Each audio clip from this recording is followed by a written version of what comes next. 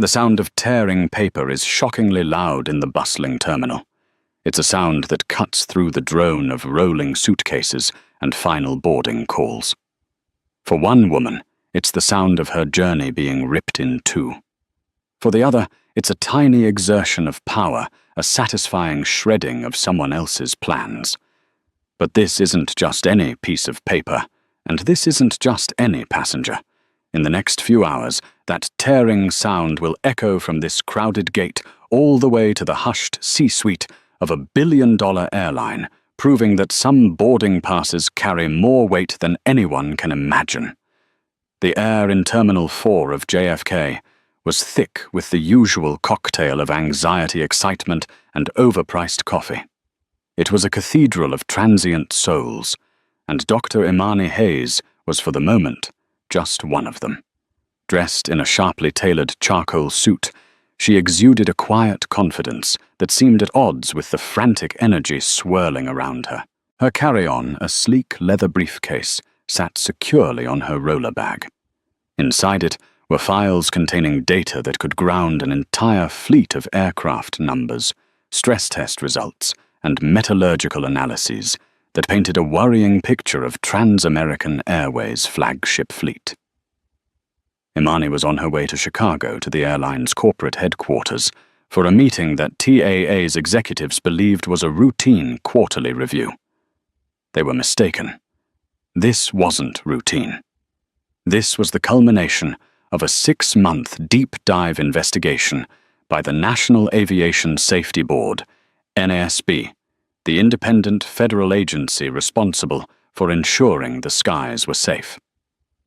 Imani was the lead investigator. Her findings on potential microfractures in the turbine blades of the Boeing 787s used by TAA were alarming. The meeting tomorrow was not a review, it was a reckoning. She glanced at her watch. Boarding for Flight 8 and 12 to O'Hare would begin in 15 minutes. Everything was on schedule. She was a woman who lived by schedules, by data, by the predictable physics of lift and drag. Her world was one of order and consequence, where every action had an equal and opposite reaction. At Gate B42, the blue and red logo of Trans-American Airways glowed above the boarding area. 2 gate agents were preparing for the pre-boarding announcements. One was a young man, David, who seemed efficient and polite. The other was a woman in her late 40s, her blonde hair pulled back in a severe bun that seemed to accentuate the permanent pinch of dissatisfaction around her mouth. Her name tag read Karen. Imani watched for a moment as an elderly couple approached Karen, the husband holding out their passports with a trembling hand. "Excuse me, miss," he said softly. "Could you just confirm we're in the right place for Chicago?" Karen didn't look up from her computer screen. "Gates on the sign. Flight numbers on the sign. If you can't figure it out from there, I can't help you." The man's shoulders slumped. His wife placed a gentle hand on his arm. David, the other agent, noticed and quickly came over. "Yes, sir. You're in the right place. We'll be starting pre-boarding for those needing extra assistance in just a few minutes. Why don't you have a seat right here?" He gestured to the chairs directly in front of the desk, his smile genuine. Imani noted the interaction. She filed it away, a data point on personnel conduct. The culture of an organization she knew wasn't just in its maintenance logs and safety protocols. It was in every human interaction from the cockpit to the boarding gate. A culture of dismissiveness could be as dangerous as a faulty engine. The pre-boarding call began, followed by the call for first class.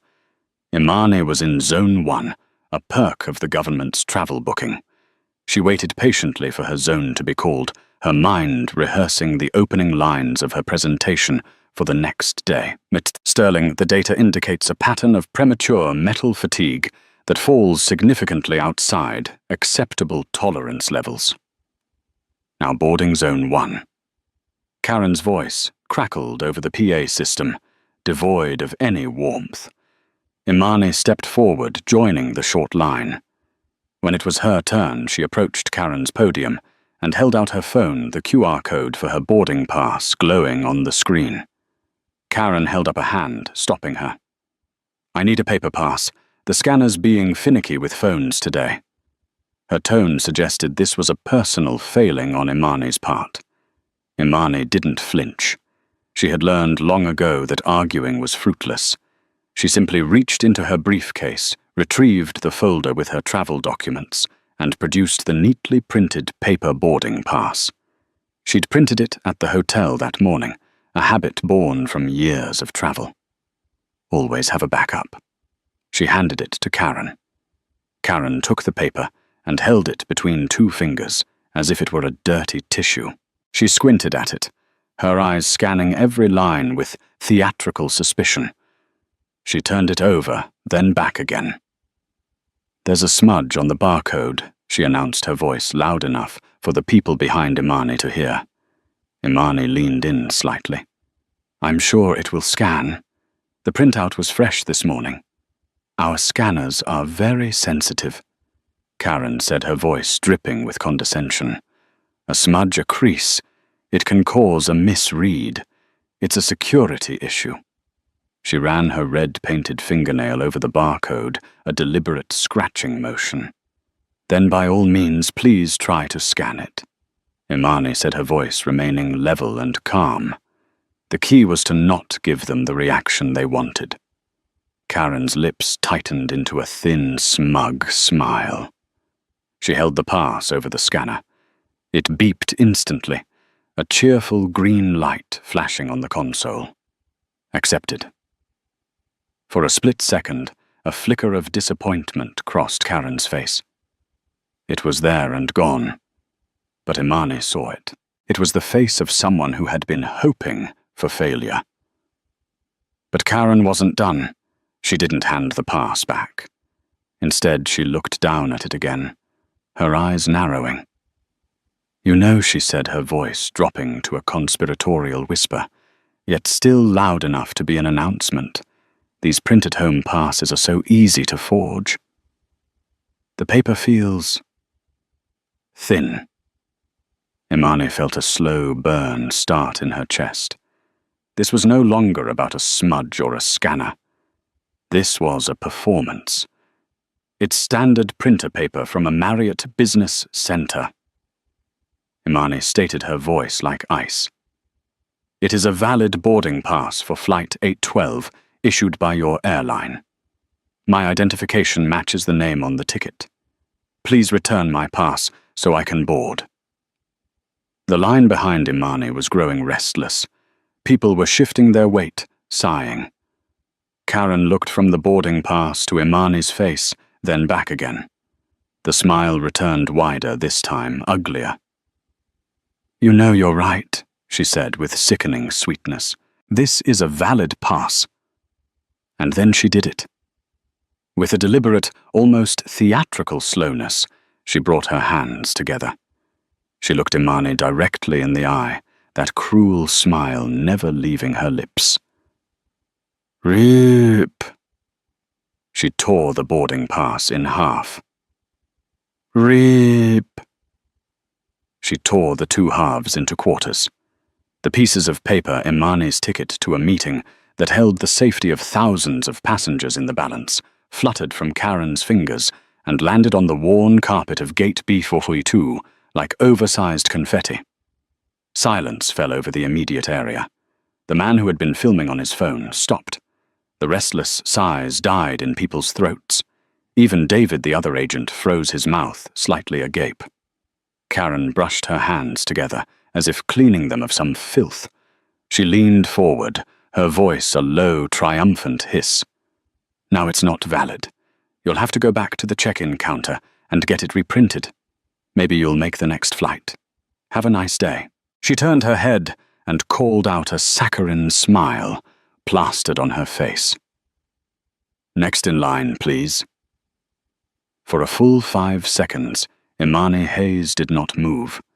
She simply stood there, looking down at the 4 pieces of her boarding pass on the floor, then up at the face of the woman who had just disenfranchised her with a flick of the wrist.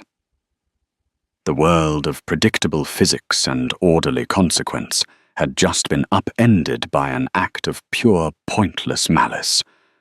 But Karen Miller had made a catastrophic miscalculation.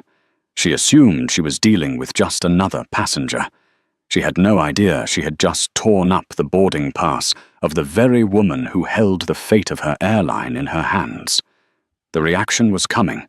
It would just be anything but equal and opposite. It would be monumental. The air crackled. The passengers in line stared, a mixture of shock, pity, and a palpable fear that they might be next. Karen Miller stood behind her podium, a bastion of petty tyranny, her face set in a mask of defiant indifference. She was daring Imani to make a scene. She was expecting shouting tears, a demand to see a manager. She was craving the drama. She got none of it. Dr. Imani Hayes took a single slow breath, calming the surge of adrenaline and fury that pulsed through her. She was an investigator. She dealt in facts, not feelings. An emotional outburst would only serve to validate the caricature Karen had tried to paint of her, an unruly, difficult passenger. And so she did what she did best. She observed, she processed, she calculated. She looked down at the 4 white squares on the blue-patterned carpet. Then she looked back up at Karen, her gaze so steady and intense it seemed to physically push the gate agent back a step. "What is your full name, please?" Imani asked. Her voice was quiet, almost conversational, yet it carried an unnerving weight of authority. Karen blinked momentarily, thrown off balance. "I don't have to give you my name. Your name tag says Karen. Your airline's policy section 4. Subsection C of the Customer Bill of Rights states that all customer-facing employees must provide their full name and employee ID number upon request from a passenger." Imani recited the words, flowing as if she were reading from a teleprompter. "I am requesting it now." A murmur went through the line. The passenger with the phone started recording again, this time more overtly. Karen's smugness began to curdle into agitation. "The manager handles complaints." "I am not making a complaint," Imani clarified, her voice still unnervingly calm. "I am documenting an event. I will ask you one more time, what is your full name and employee ID?" David, the younger agent, shot Karen a panicked look. He knew this was escalating far beyond a simple passenger dispute. He stepped forward. "Ma'am, her name is Karen Miller. I can get you her ID number." Karen shot him a look of pure venom. "Stay out of this, David." Imani simply nodded, her eyes still locked on Karen. "Thank you, David. I appreciate your assistance." She then turned her attention back to the woman who had started it all. "Karen Miller." Noted. She then knelt down, not with the frantic scramble of a wronged victim, but with the deliberate precision of a crime scene investigator collecting evidence. She picked up the 4 pieces of her boarding pass. She didn't try to fit them together. She simply held them in her palm. "Now," Imani said, standing up. "You have deliberately destroyed my valid travel document, preventing me from boarding this flight. That is a violation of the conditions of carriage. Furthermore, you have done so based on a series of demonstrably false pretexts. First, a smudge that did not prevent a successful scan, and then a subjective opinion on the paper quality. I need to be on this flight. I have a time-sensitive, critical business meeting in Chicago. You will either reprint my boarding pass here and now, or you will find me a supervisor who can." The word supervisor was the magic incantation. Karen's face, which had been a mask of defiance, now showed the first hairline cracks of fear.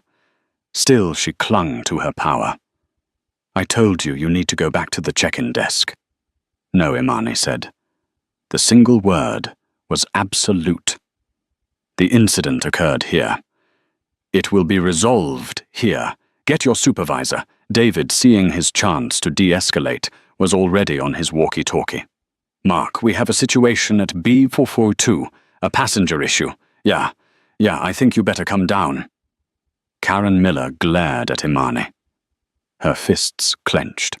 She had wanted a scene, and she had gotten one, but it was not the one she had scripted. She was no longer the director. She was an actor who had forgotten her lines, and the audience was turning against her. A few minutes later, a harried-looking man in a slightly too tight suit rushed up to the gate. His name tag read, Mark Peterson Gate Supervisor. He looked at the long, stalled line at Karen's stormy face, and at Imani, who stood like a statue of resolute calm, holding the 4 pieces of her boarding pass. What's going on here? Mark asked, his voice already weary. Karen launched into her defense immediately. This passenger became belligerent. Her boarding pass was damaged and wouldn't scan. It was clearly faked, and when I told her she needed to get a new one, she started yelling and threatening me. The lies were so blatant, so audacious, that several passengers in line audibly gasped. One man, a businessman, in a wrinkle-free blue shirt, stepped forward. That is an absolute lie. I saw the whole thing. Her pass scanned just fine. Your agent tore it up for no reason. This woman here, he gestured to Imani, has been nothing but professional. Another woman chimed in. He's right, I saw it too. It was a disgusting abuse of power.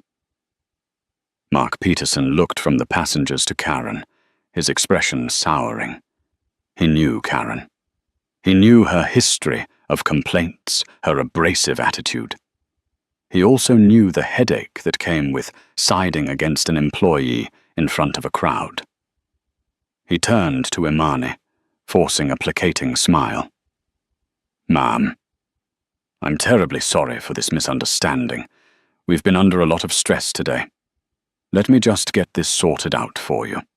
He turned to Karen's terminal. Log out. The command was sharp. Karen, fuming, logged out. Mark logged in, typed in Imani's name, and in less than 10 seconds, a new boarding pass was spooling out of the small printer. He handed it to Imani with a flourish. Here you are, Ms. Hayes.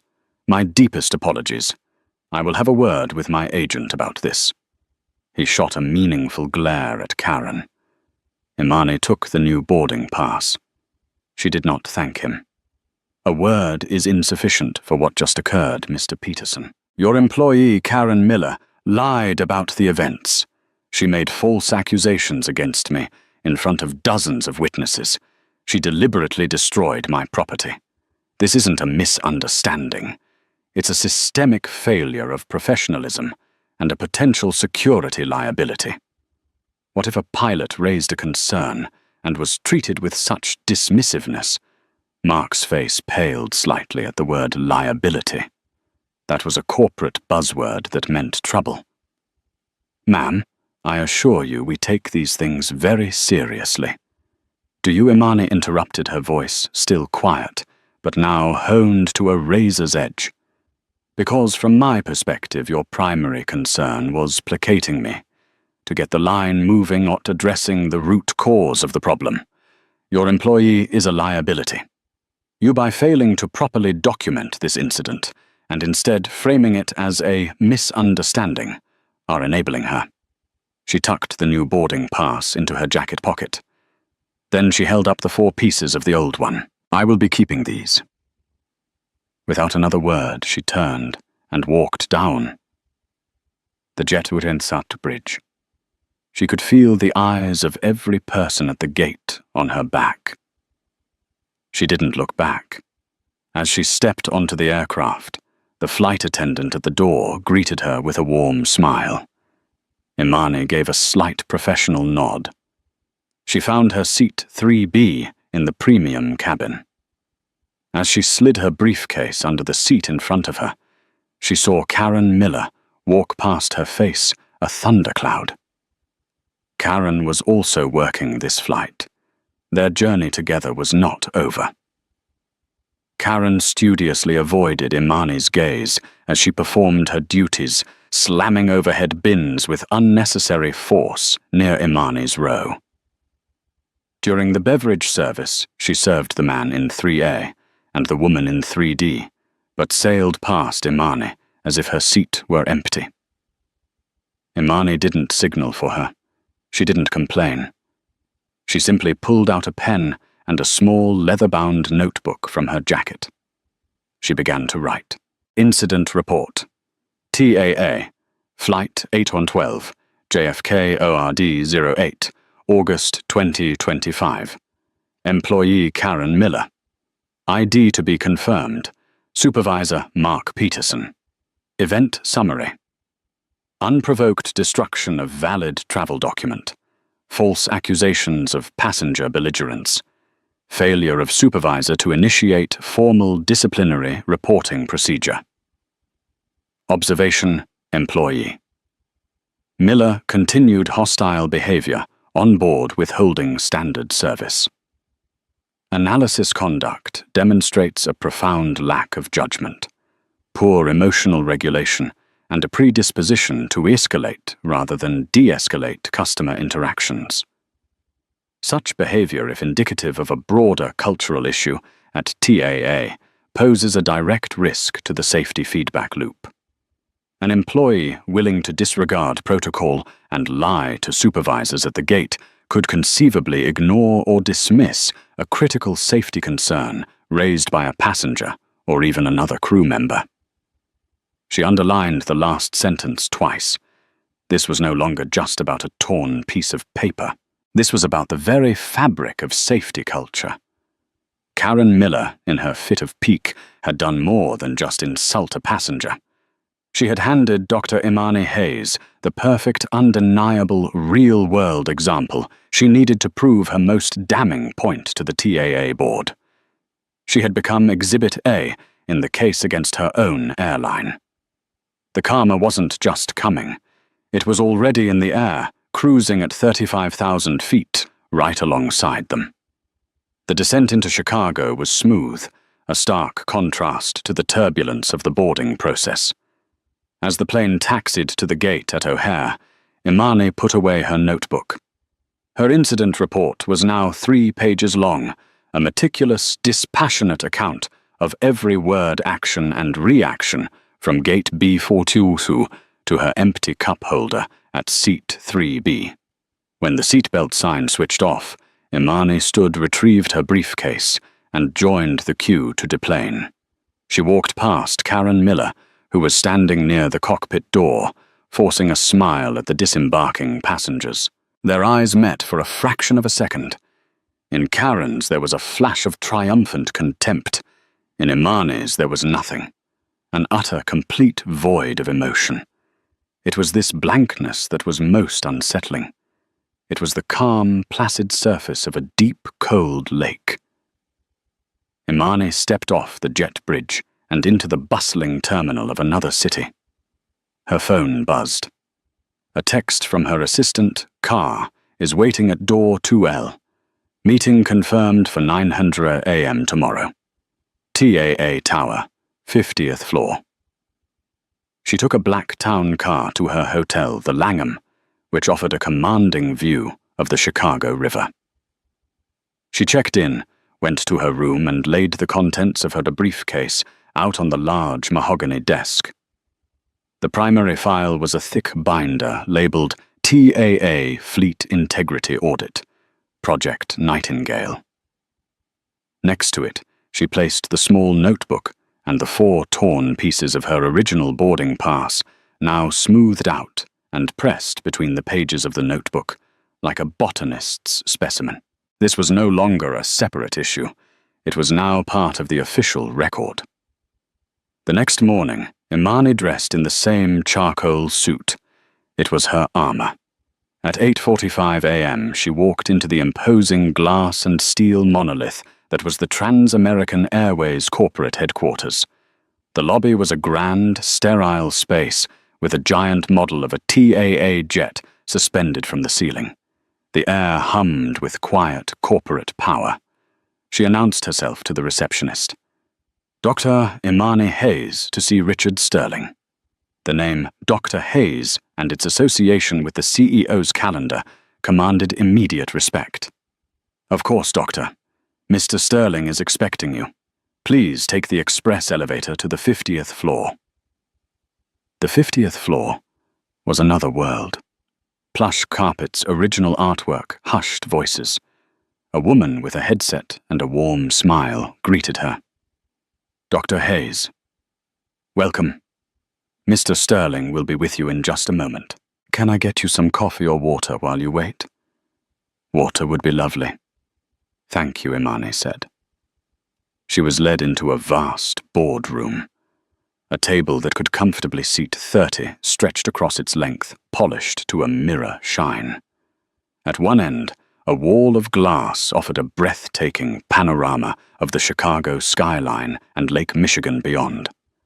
A few moments later, the door opened and 3 men walked in. The one in the center was tall, silver-haired, with the easy, commanding presence of a man accustomed to being the most important person in any room. This was Richard Sterling, the CEO of Trans-American Airways. He was flanked by a younger, sharp-eyed man, David Chen, the VP of Operations, and a stern-looking man in his 60s, the head of the legal department, Bill Marriott. Dr. Hayes Sterling said, extending a hand. His handshake was firm, his smile practiced. Richard Sterling, a pleasure to finally meet you in person. This is David Chen and Bill Marriott. We appreciate you flying in for this. Mr. Sterling Imani said, her handshake matching his for firmness. Thank you for your time. They all took their seats, the TAA executives on one side of the vast table, Imani alone on the other. It was an intentional seating arrangement designed to intimidate. It did not work. So Sterling began opening a leather-bound folio. Let's get to it. The quarterly review of the 787 fleet. Your office sent over the preliminary data points, and while we see a few flags, our internal teams feel they are well within acceptable operational parameters. Imani didn't open her binder just yet. She let his statement hang in the air. Mr. Sterling, she began, her voice calm and measured. I'm afraid there's been a miscommunication. This isn't a quarterly review. The NASB has elevated this to a formal safety audit. Project Nightingale is no longer a monitoring exercise. My presence here today is to deliver our initial findings and to outline the mandatory remediation steps your airline will be required to take. The atmosphere in the room changed instantly. The casual corporate bonhomie evaporated, replaced by a tense electric silence. A formal safety audit was a serious matter. It meant the NASB had found something that posed a potential credible threat to public safety. David Chen, the V of Ops, leaned forward. A formal audit. On what grounds? Our internal metrics are green across the board. Our maintenance schedules are more aggressive than the manufacturer recommends. Your internal metrics, Imani said, finally opening her binder, are failing to account for specific patterns of metallurgical stress fatigue we've identified in the high-pressure turbine blades of your Rolls-Royce Trent 1000 engines, specifically on aircraft that have logged over 20,000 flight hours. We have evidence of microfracturing that is propagating at a rate 15% faster than the manufacturer's own predictive models. She slid a series of charts across the polished table. They were filled with complex equations graphs, with diverging trend lines and magnified images of metal showing tiny spiderweb-like cracks. This data suggests a potential for uncontained engine failure under specific but plausible operational conditions. Sterling and Chen stared at the documents, their faces grim. This was bad. An engine issue across their flagship long-haul fleet could mean grounding dozens of planes, costing hundreds of millions of dollars in lost revenue and repairs. For an hour, Imani walked them through the data with clinical precision. She answered their technical questions, countered their arguments with hard evidence, and laid out the undeniable reality of the situation. The men in the room went from confident executives to deeply worried managers, responsible for the lives of millions of passengers. Finally, Imani closed her primary binder. That concludes the engineering portion of my initial findings. However, the scope of this audit has now been expanded. Sterling looked up, confused. Expanded. To what? This was the moment. To personnel conduct and its direct impact on safety culture, Imani said. She reached for her small notebook. Yesterday on my flight here, TAA Flight 812 from JFK, I had a direct and alarming experience with one of your employees. It served as a perfect case study for a systemic issue I believe may be pervasive at this airline, a culture of dismissiveness that actively discourages the upward flow of critical information. She then, in the same dispassionate, factual tone she had used to describe metal fatigue, recounted the entire incident at Gate B42. She left nothing out. Karen Miller's initial hostility, the false pretext of the smudged barcode. The successful scan, the subsequent destruction of the boarding pass, the lies told to the supervisor Mark Peterson's inadequate response, and the continued hostile conduct on the flight itself. As she spoke, the color drained from Richard Sterling's face. David Chen scribbled furious notes. Bill Marriott, the lawyer, looked like he had just swallowed a hornet. Imani finished her account and placed the 4 torn pieces of her sorting pass in the center of the giant table. They looked tall and absurd in the opulent room, yet they held all the power. This employee, Karen Miller, Imani stated, felt she had the authority to unilaterally deny a ticketed, confirmed, and rule-abiding passenger from boarding a flight based on nothing more than personal animosity. Her supervisor, Mark Peterson, chose expediency over procedure, effectively burying the incident. Now I want you to consider a different scenario. What if a passenger, an off-duty pilot, perhaps noticed ice build-up on a wing and tried to report it to Gate Agent Miller? What if a junior mechanic saw a senior technician signing off on a repair without actually performing it and tried to report it to Supervisor Peterson? Based on my experience yesterday, I have zero confidence that this information would be treated with the gravity it requires. It would be dismissed, and the person reporting it would be belittled. She leaned forward, her eyes locking onto the CEO's. Your problem, Mr. Sterling, may not just be with your turbine blades. It may be with the very people you entrust to ensure your planes are safe to fly. This audit will now include a full review of your personnel reporting systems, your HR complaint records for the past 5 years, and your employee training protocols on safety culture. I will need the full unredacted files for Karen Miller and Mark Peterson on my desk by the end of the day. Richard Sterling stared at the pieces of the torn boarding pass. The multi-million-dollar engine problem had suddenly been eclipsed by a $5 an hour gate agent. He looked at Dr. Imani Hayes, the calm, collected black woman who he and his team had underestimated, and he finally understood. She wasn't just an auditor. She was a force of nature. And the storm had just made landfall directly on the 50th floor of his headquarters. The silence in the boardroom was no longer tense. It was funereal. Richard Sterling, a man who helmed a multi-billion-dollar corporation, looked at the 4 pieces of paper on his polished table as if they were radioactive. The implications of Imani's testimony were cascading through his mind. It was no longer just an engineering problem to be solved with mechanics and money. This was a cultural rot, and Dr. Hayes had just exposed a festering wound with the precision of a surgeon. Worse, she had tied it directly to safety, the one word that could bring an airline to its knees faster than any financial crisis. An engine flaw was a problem. A culture that ignored warnings was an existential threat. Bill Marriott, the lawyer, was the first to speak, his voice a low, gravelly rumble. Dr. Hayes, this is a deeply disturbing account. I want to assure you that the actions of this one employee are not representative of the 20,000 dedicated professionals who work for Trans-American. Imani met his gaze without blinking. I hope you're right, Mr. Marriott. But my audit is concerned with evidence, not hope. And the evidence I gathered yesterday suggests otherwise.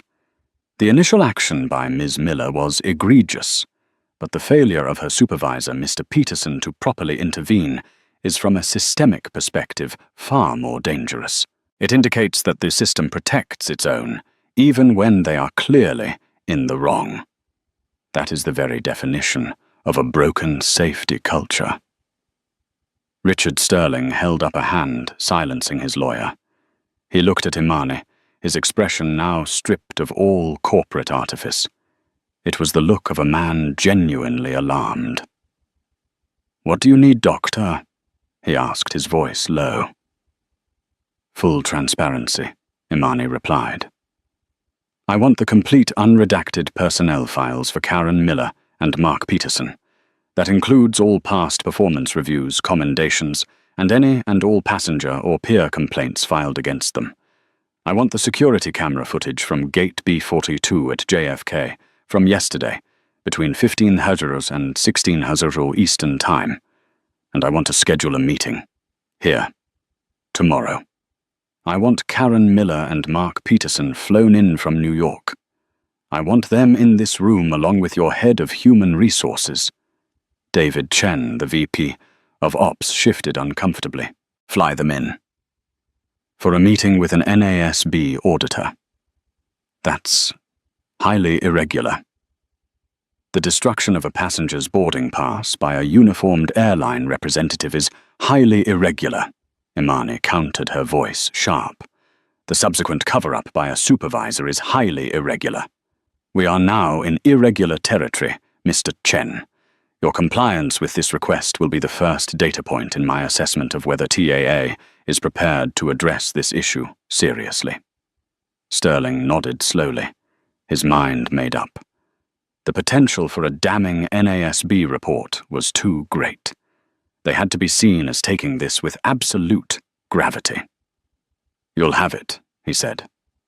He looked at his VP of Ops. "David, make the calls.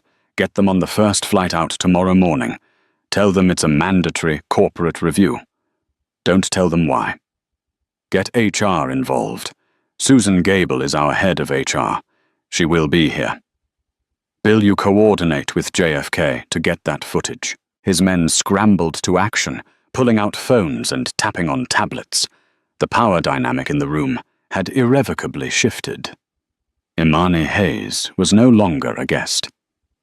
She was in command. "I will resume my audit from my hotel," Imani said, standing and gathering her materials. "I will expect the requested personnel files to be messengered to me by 5 p.m. today. I will see you all back here tomorrow at 10 a.m. She left the boardroom without another word, leaving the three powerful men in a state of controlled chaos. As the elevator descended, Imani allowed herself a small, grim smile. The wheels of consequence were now turning, powered by the full weight of a federal agency and a terrified corporate giant. Back in New York, Karen Miller was finishing her shift. The Chicago turn was always a tiring one. She was feeling smug. She had put that arrogant woman in her place, and nothing had come of it. Mark had given her a half-hearted lecture about de-escalation, but it was clear he was just going through the motions. He needed her for the overtime shifts nobody else wanted. She was untouchable. Her phone rang. It was a number from the corporate office in Chicago. "This is Karen Miller. Ms. Miller. This is David Chen's office VP of Operations. You are required to be in Chicago tomorrow for a mandatory corporate review. A car will pick you up at your home at 5 a.m. to take you to JFK for the 7 a.m. flight. A room has been booked for you at the Hilton O'Hare. The meeting is at 10 a.m. Central Time at TAA Tower." Karen was stunned. A meeting with the VP of Ops. This had to be about her years of service. Maybe they were finally giving her that promotion to purser she'd been complaining about not getting. Maybe that woman had filed a complaint and corporate was calling her in to give her a medal for standing her ground against an abusive passenger. "What is the meeting about?" she asked, trying to sound casual. "We don't have that information, Miss Miller. It's a mandatory review," the assistant's voice said, before hanging up. A wide, triumphant smile spread across Karen's face. It was finally happening. Her dedication was being recognized. She imagined walking into that big boardroom, the VP shaking her hand, telling her they needed more employees with her kind of backbone. She'd have to remember the passenger's name to make her story sound more dramatic. Mark Peterson received a similar call and had a very different reaction. A knot of dread formed in his stomach. A mandatory no-notice meeting in Chicago, the day after that incident at the gate. This wasn't a reward. This was a summons. He knew he had handled the situation poorly, that he should have written Karen up, that he should have taken the passenger's details for a formal apology. But it was easier not to. It was easier to smooth things over. He had gambled on the passenger just being another angry person who would vent on social media and then disappear. He was beginning to realize he had made a very, very bad bet. That evening in her hotel room, Imani reviewed the files that had been delivered precisely at 4:45 p.m. It was 2 thick binders, one for Karen Miller, one for Mark Peterson. Karen's file was a horror show of HR complaints masked by corporate jargon. Over her 12-year career, there were 17 documented passenger complaints. The language was always the same rude, aggressive, condescending, unprofessional. There were also 3 internal complaints from junior colleagues citing a hostile work environment and bullying behavior. In every single case, the resolution was the same: counseled by supervisor. No further action required. She was a serial offender, enabled by a system that prioritized avoiding conflict over enforcing standards. Mark's file was different. It was a picture of mediocrity. His performance reviews were consistently meets expectations. He was never late, never caused trouble, but also never showed initiative. He was a classic middle manager who saw his job as keeping the machine running with the least amount of fuss. His file contained a note from 4 years prior, where he had been formally warned for failing to report a minor ground vehicle collision at a gate because it would have delayed a flight by 20 minutes. He was a man with a history of burying problems. Imani closed the files. Her case was now ironclad. Karen wasn't an anomaly. She was a symptom. Mark wasn't a bad supervisor. He was the product of a culture that rewarded inaction. She then opened her laptop and queued up the video file that had been sent from TAA Security. It was the footage from Gate B42. It was crystal clear, a silent movie of the entire incident. It showed her calm demeanor. It showed Karen's escalating aggression. It showed the successful scan of the boarding pass. And then in crisp, high definition, it showed Karen Miller looking directly at her, a smug smile on her face, as she deliberately tore the boarding pass into quarters. The video was irrefutable. It was the nail in the coffin. Imani leaned back in her chair. Tomorrow would be a difficult day for Karen Miller and Mark Peterson. But it would be a necessary one. The safety of millions of people depended not just on sound engines, but on sound judgment. And judgment was about to be rendered. The next morning, the 50th floor boardroom at TAA Tower felt less like a corporate meeting space and more like a courtroom. Richard Sterling, David Chen and Bill Marriott were already seated, their faces etched with a gravity that had been absent 2 days prior. At the head of the table sat a stern-looking woman in her 50s, Susan Gable, the Executive Vice President of Human Resources, and on the opposite side of the table alone sat Dr. Imani Hayes. She had her laptop open in front of her, and next to it, a single file folder. At precisely 10:00 a.m., the boardroom door opened, and a nervous corporate aide showed in Karen Miller and Mark Peterson. Karen walked in with a confident strut. She was wearing her best non-uniform dress, her makeup perfectly applied. She saw the assembled executives, and her smile widened. This was it. The big moment. She even gave a small conspiratorial nod to Mark, as if to say, "We're in this together." Mark, by contrast, looked ashen. He saw the grim faces of the CEO and the VPs. He saw the head of HR, and his stomach plummeted. He knew with sickening certainty that this was not a commendation. "Ms. Miller, Mr. Peterson, please take a seat." "Susan." Gable said, her voice devoid of warmth. She gestured to 2 empty chairs in the middle of the long table, directly facing the executive team, and more importantly, directly in Imani's line of sight. They sat. Karen looked expectantly at Richard Sterling, the CEO. Sterling did not look at her. He looked at Imani. "Dr. Hayes, the floor is yours." Imani turned her calm, steady gaze from the CEO to the 2 employees from New York. She looked first at Mark. "Mr. Peterson," she began. "2 days ago, at gate B42 at JFK, I identified myself to you as a passenger with a critical business meeting whose travel document had just been destroyed by your subordinate. Do you recall your response?" Mark swallowed hard. I apologized for the misunderstanding. I printed you a new boarding pass. A misunderstanding. Imani repeated the word, letting it hang in the air. Your employee, Ms. Miller, had just made a series of false allegations against me, which were immediately refuted by multiple eyewitnesses. Did you take statements from any of those witnesses, Mr. Peterson?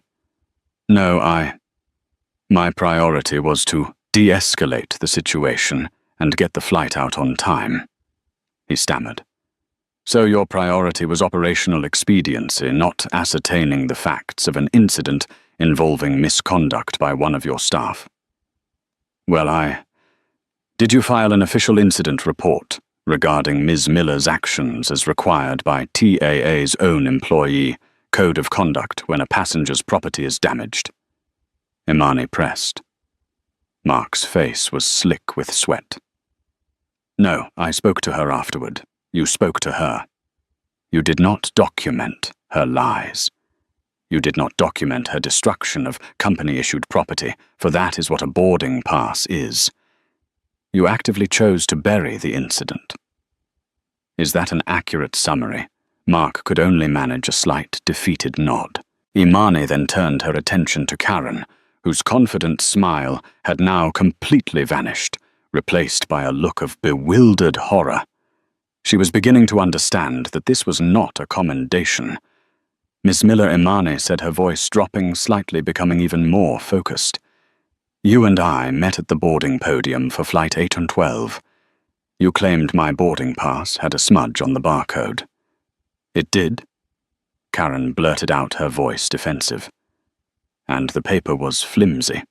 It looked fake. Interesting, Imani said. She turned her laptop around so everyone could see the screen. She pressed play. The silent, high-definition security footage filled the screen. The entire boardroom watched the scene unfold. They saw Imani hand over the pass. They saw Karen's exaggerated inspection. They saw clear as day the green flash of the successful scan. And then they saw the smug smile, the deliberate tearing of the paper, the pieces fluttering to the floor. Imani paused the video on a perfect, clear close-up of Karen's face at the moment of the tear, her expression a mask of malicious glee. A collective intake of breath could be heard from the executives. Susan Gable, the HR head, slowly shook her head in disgust. Imani turned the laptop back toward herself. The video evidence, Ms. Miller, appears to directly contradict your version of events. It shows a successful scan. It shows no belligerence from me whatsoever. It shows a deliberate, unprovoked act of destruction on your part. Would you like to revise your statement? Karen was white as a sheet. She stared, speechless, at the woman in the charcoal suit. Who was this woman? Why did the CEO of the airline care about some random passenger's complaint? Who are you, Karen? Whispered the question, escaping her lips before she could stop it. Richard Sterling answered for her. His voice was cold as the grave. Ms. Miller, the woman you assaulted and chose to lie about is Dr. Imani Hayes. She is the lead investigator for the National Aviation Safety Board. She is here conducting a formal safety audit of this entire airline.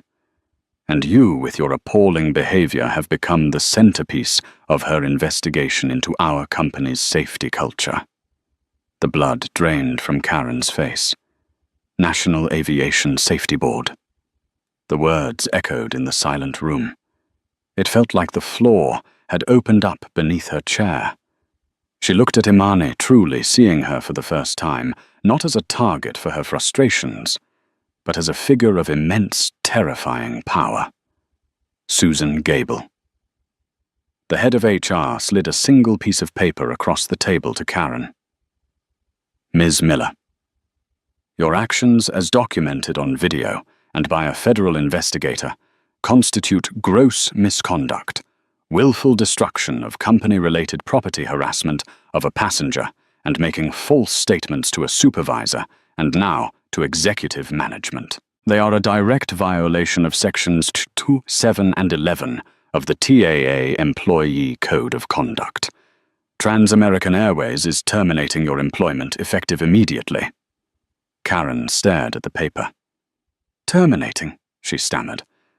But my 12 years of service are irrelevant. Gable cut her off, her voice like flint. Security will escort you from the building. Your final effects will be couriered to your home.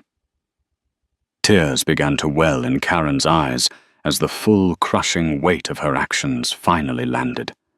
Her career, her livelihood, the petty power she so enjoyed, all of it gone. Destroyed in a single stupid act of spite against a woman she had misjudged so profoundly. She looked around the room at the cold, unforgiving faces of the executives, at the defeated slump of her supervisor, and finally at the calm, impassive face of Dr. Imani Hayes. There was no triumph in Imani's eyes. There was only the quiet finality of a problem being solved. Susan Gable then turned to Mark.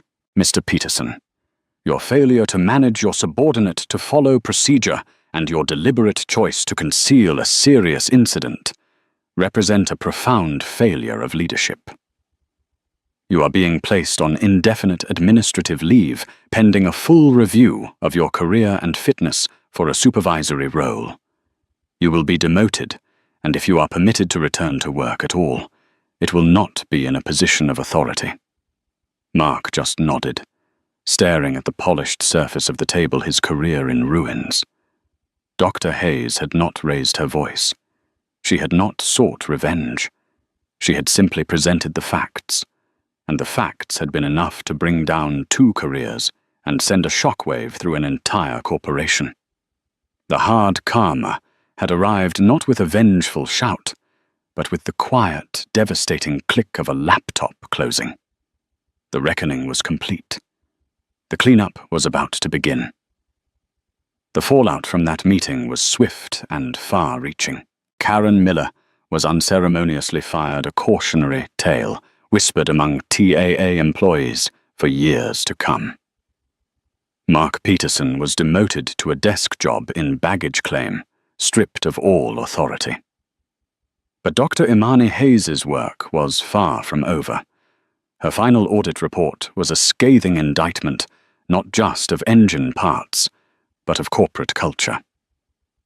Forced by the NASB, under the unblinking oversight of Dr. Hayes' Trans-American Airways, was compelled to enact the most sweeping cultural and operational overhaul in its history. The Hayes mandates, as they became known internally, included a complete redesign of employee training, focusing on de-escalation unconscious bias and the critical importance of a non-punitive safety reporting system. Every single employee from the CEO down to the baggage handlers had to complete it. An anonymous direct-to-the-top safety hotline was established, managed by an outside firm, to ensure no fear of reprisal. The cost to TAA was immense, but the changes were real. 6 months later, Dr. Hayes flew the same JFK to Chicago route for a follow-up review. At the gate, a young professional agent greeted every passenger with respect. On board, the flight attendants were attentive and courteous. The culture felt different. It felt safer. The story of the flight attendant who tore up the wrong woman's boarding pass serves as a powerful, real-world lesson. It reminds us that our actions, no matter how small we think they are, have consequences. In a world that is increasingly interconnected, a moment of malice can unravel a career, while an act of integrity can change a system. The ultimate karma isn't just about punishment. It's about the profound and lasting change that can rise from the ashes of one person's wrongdoing. What do you think? Was this karma served hot, or did the airline get off easy? Let us know your thoughts in the comments below. If you've ever had a nightmare travel experience, share your story. Don't forget to like this video if you believe in the power of consequence. Share it with someone who needs to see justice served, and subscribe for more incredible true stories of when karma hits back hard.